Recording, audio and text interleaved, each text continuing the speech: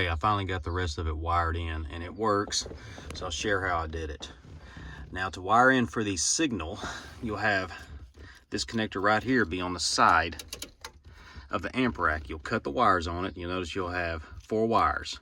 You'll need 3 of these, but not the black one. So you're going to use the gray with the black stripe, the blue with red stripe, and the green and black stripe. And as you can see, they come out here. They go into here, and then I just extended them. And then you extend them and run them up here that way over to the passenger side amplifier where the plug is on the rear, and then you're just going to use those wire taps and tap it in, and it goes color to color. So that's very easy. And then all you have left is your power wire, which is what I've been on the side of the amp as well.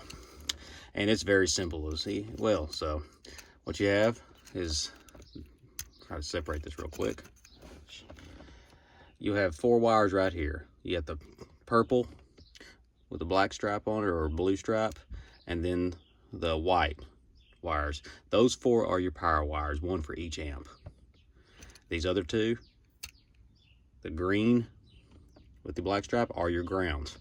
Now let's focus on power real quick. What I did is I run in a 4-way distribution box, run all 4 of my power wires into that, and then just run an H-gauge cable up to the battery of the car. And then the 2 ground wires, if you can see it back here, I just run them into another distribution block, because it came with a 2-pack from Amazon, and then grounded it, run the ground up here, and then grounded it too. If you can see that, there's a bolt. I'll try to get that in the picture right there that you can get to. Let's see if I can get a picture of that. Yep, there it is. Yep, just grounded to that seat bolt right there, and that's it. Now in this setup, it will work.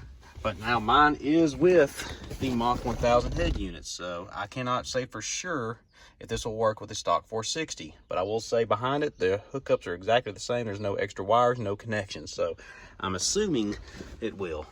But other than that, I'll just kind of show you how I mounted mine. If you get the brackets with the kit, that's what you will need.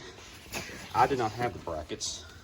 So what I did is just drilled some holes and ran some toggle bolts. 1/4-inch toggle bolts. On this side, for some reason, I used the L bracket. And then the speakers, they have that one bracket that mounts to the amp rack itself. And then for there, I just run some L brackets and some really small zip screws into the speakers, and run some longer ones just down into the car. Push it in. Now originally, the passenger side one sat way forward. You can see where this is where I mounted it, but this is where it's supposed to mount. Well, that takes up a lot of trunk space. So I pushed it back, which it kind of sits on the filler neck, but doesn't seem to be causing any issues.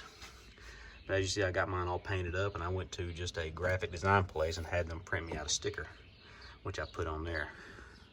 Well, that's it. If you got any questions how to wire it, just let me know. Thank you.